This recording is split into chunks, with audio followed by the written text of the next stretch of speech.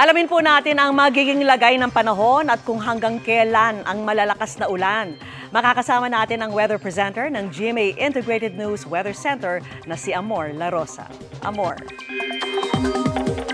Salamat Vicky. Mga kapuso, posibleng maulit pa rin po yung mga pag-ulan sa ilang bahagi ng ating bansa ngayong gabi at sa mga susunod na araw.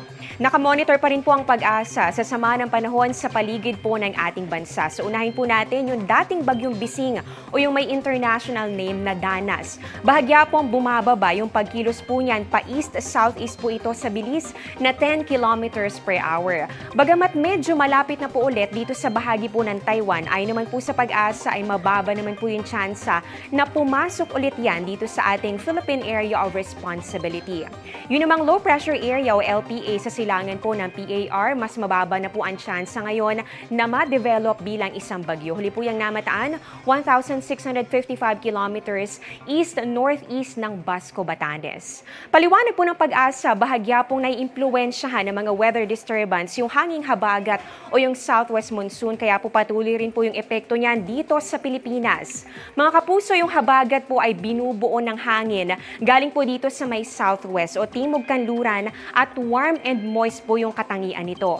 Dahil marami po itong moisture, very favorable po yan sa pagkakabuo ng mga kaulapan, kaya po nagdadala rin po yan ng mga pag-ulan gaya po ng nararanasan ngayon sa ilang bahagi ng bansa.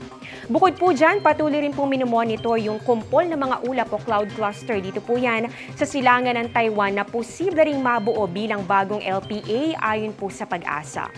Dahil po sa habagat, uulanin pa rin ang ilang bahagi ng ating bansa. Base po dito sa datos ng Metro Weather, ngayong gabi posible pa rin yung mga pag-ulan sa ilang bahagi po ng Ilocos Region, ganoon din sa may Zambales, Bataan, iba pang bahagi po ng Central Luzon, Calabarzon, Mimaropa, ganoon din dito sa ilang lugar sa Western Visayas at pati na rin sa may Zamboanga Peninsula. Posible rin po ang mga pag-ulan sa ilang lungsod dito po sa Metro Manila, gaya po ng naranasan natin kagabi, kaya doble ingat. Kinaumagahan naman, may mga kalat-kalat na ulan pa rin po, lalong-lalo na dito sa western sections po ng Luzon. Kasama po dyan ang Ilocos Region, pababa po dito hanggang sa Mimaropa. Kasama po dito ang Mindoro at ganun din ang Palawan.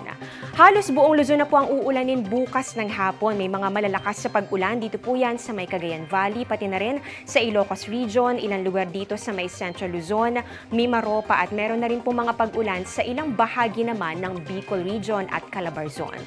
Posible rin po ang ulan sa Metro Manila bukas bago po magtanghali ay meron po tayong mga nakikita mga pag-ulan na at pwede po yung maulit sa hapon o kaya naman po ay sa gabi. Kaya panatilihin po ang pagmumonitor sa advisories ng Pag-asa. May mga pag-ulan din po sa Visayas at Mindanao bukas. Yan po meron po tayong nakikita lalong-lalo na po pagsapit ng hapon. Posible po yung mga malalakas na ulan dito po yan sa Western Visayas, Negros Island Region at malaking bahagi po ng Mindanao. Nakikita po natin meron po mga heavy to intense rains na posible pa rin pong magdulot ng mga pagbaha o pagguho ng lupa. At para po sa mga nagtatanong hanggang kailan nga ba itong mga pag-ulan, ayon po sa Pag-asa, posible pong maranasan pa rin natin ang epekto ng habagat hanggang sa Biyernes. Pero patuloy po natin yang imomonitor. Yan muna ang latest sa lagay ng ating panahon. Ako po si Amor La Rosa para sa GMA Integrated News Weather Center. Maasahan anuman ang panahon.